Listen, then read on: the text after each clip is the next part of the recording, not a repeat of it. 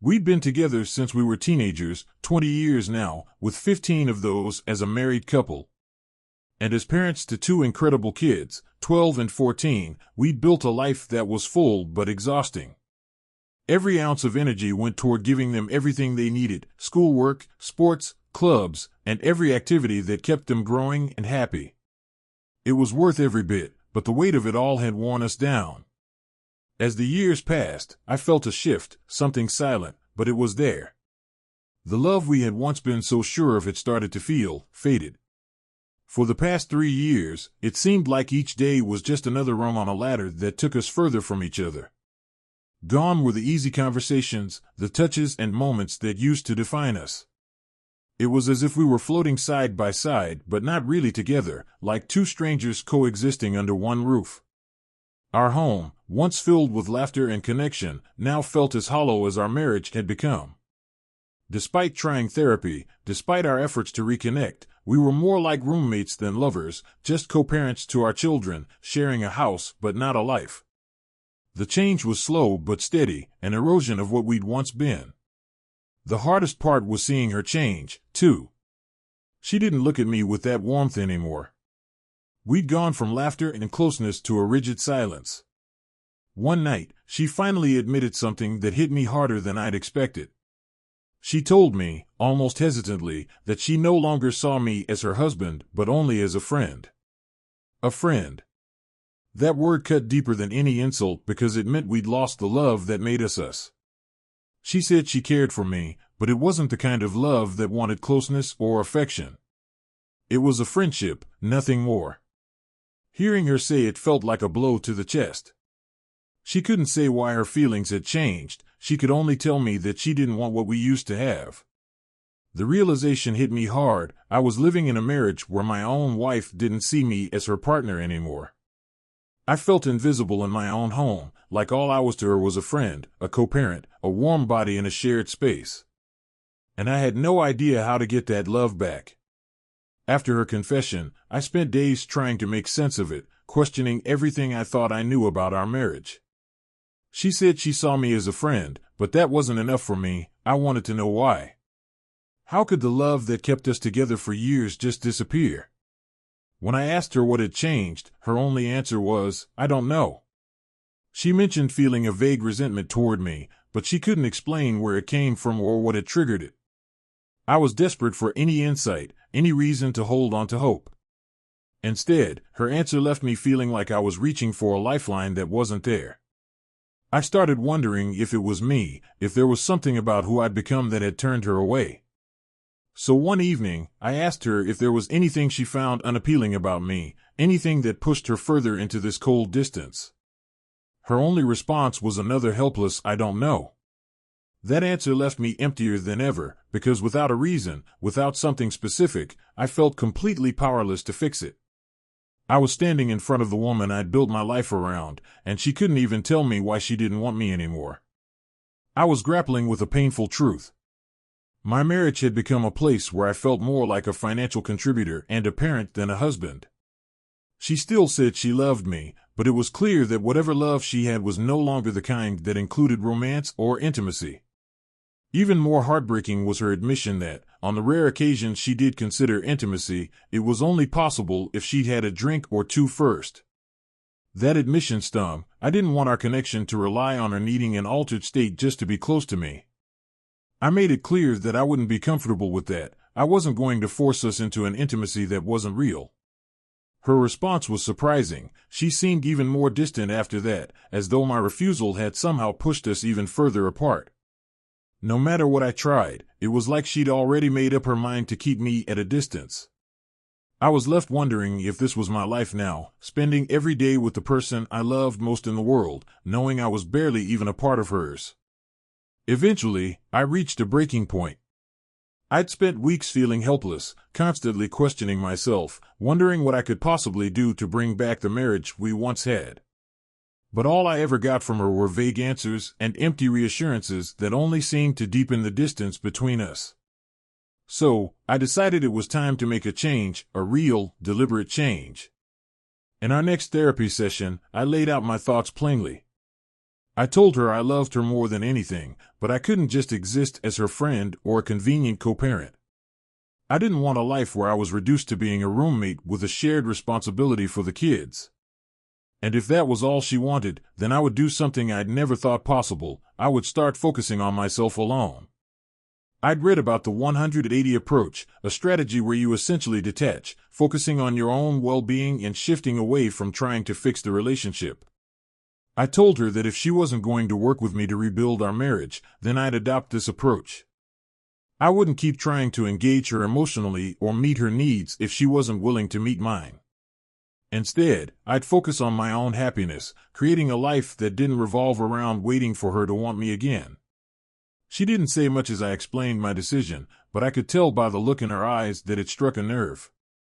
That night, I laid out what this new setup would look like, splitting finances, dividing responsibilities, and creating separate spaces for ourselves within our own home. If we were just friends, then we'd act like it. I'd handle my part of parenting and household responsibilities, but I wouldn't go out of my way for the things that kept her comfortable or cared for. If she needed help with something personal, she'd be on her own. For once, I was drawing a line, firm and clear. When I told her I'd be stepping back, she seemed shocked, almost confused. She'd wanted this distant dynamic, but I don't think she ever expected I'd actually start living it. The next morning, I started making subtle changes. I focused on my own health, hobbies, and interests. I took the kids out for activities without her and made plans for myself that didn't include her. It felt strange at first, like I was deliberately pushing her away. But I reminded myself that I wasn't the one who wanted this distance. I was just honoring the space she'd already created between us. A few days later, she came to me visibly upset. She asked for my help with something, a small thing I would have jumped to do before. But this time, I held firm, simply reminding her that she could handle it herself. The look on her face told me she was caught off guard, and I felt a strange mixture of guilt and liberation. By finally pulling back, I was starting to see the reality of how much she'd come to rely on me while keeping me at arm's length emotionally. As the days went by, I stuck to the 180 approach, giving her the space she'd insisted on while focusing on my own life. I poured myself into the kids, my work, and even picked up some hobbies I'd let slide over the years. I found myself going to the gym more often, taking the kids out for solo trips, and doing things I hadn't made time for in years. At first, the distance felt unnatural, like I was living a version of my life I hadn't chosen. But as the days passed, I found a strange sense of calm in it. I wasn't constantly worrying about how to fix things with her. Instead, I was building my own happiness, on my terms. The change didn't go unnoticed. She started to take note of my absence. When I'd head out with the kids without inviting her, she'd ask where we were going, and I'd keep my response simple, just out for a bit. I could see the frustration flicker in her eyes as she realized I was no longer catering to her comfort or convenience. Then, one evening, she asked me if something was wrong because, in her words, I seemed indifferent. For so long, I'd been open about my feelings, but this time, I simply replied, "I'm just focusing on myself, like you wanted." She looked at me as if she was seeing me for the first time, a mix of confusion and, maybe, a hint of regret. I didn't back down. I kept our interactions short and straightforward, only discussing things directly related to the kids or household responsibilities. If she asked me for a favor, I'd remind her that she was more than capable of handling it herself. For so long, I'd been the one to pick up the slack, making sure everything ran smoothly. Now, I was letting her see what it looked like when I stopped carrying the weight alone. Then one night, I caught her crying softly in the living room. Normally, I'd have been the first to comfort her, to ask what was wrong and do whatever it took to help. But I held back, reminding myself that this was the dynamic she had chosen. After a moment, she looked up at me, tears in her eyes, and admitted, "I feel like something's wrong with us, like you don't care anymore." I took a breath and replied calmly, "This is what you wanted. You said you needed space and just a friendship. I'm respecting that." The weight of my words seemed to sink in as she looked away, realizing that I was, for once, taking her at her word. Days turned into weeks, and I noticed subtle shifts in her behavior. She'd ask me more questions, make efforts to join me when I was with the kids, even try to spark conversations about things that weren't strictly logistical. I could see her grappling with the dynamic she'd put in place, now realizing it might not be what she truly wanted. By pulling back, I was showing her a version of our life where I was no longer her emotional anchor, and I think it scared her. After a few weeks of this roommate approach, something shifted. She came to me one evening and asked if we could go out for coffee, just the two of us. The request caught me off guard. This was the first time in months she'd reached out to reconnect. I felt a mix of hesitation and curiosity but agreed, so we left the kids with a sitter and drove to a nearby cafe, neither of us quite knowing what to expect. Sitting across from each other in the dim light, she seemed nervous, fidgeting with her cup, unable to meet my eyes. Finally, she spoke up. "I know things have been hard. And I feel like I've lost you," she admitted quietly. Her vulnerability was something I hadn't seen in so long that it almost startled me. She confessed to feeling disconnected from herself, like she'd spent so many years focusing on motherhood and family life that she'd lost her sense of identity. She didn't know who she was anymore and, in turn, felt she didn't know what she wanted out of life, or even out of our marriage. As I listened, I realized she wasn't just talking about me, she was confronting her own emptiness. "I didn't think it would hurt this much when you stopped being there for me," she whispered, her voice catching. It struck me how much she had taken our connection for granted, not realizing what she'd lose by keeping me at a distance. I could feel some of my own anger melting away, replaced by a glimmer of hope that maybe this conversation could lead us somewhere new. After a long pause, I decided to share my own perspective.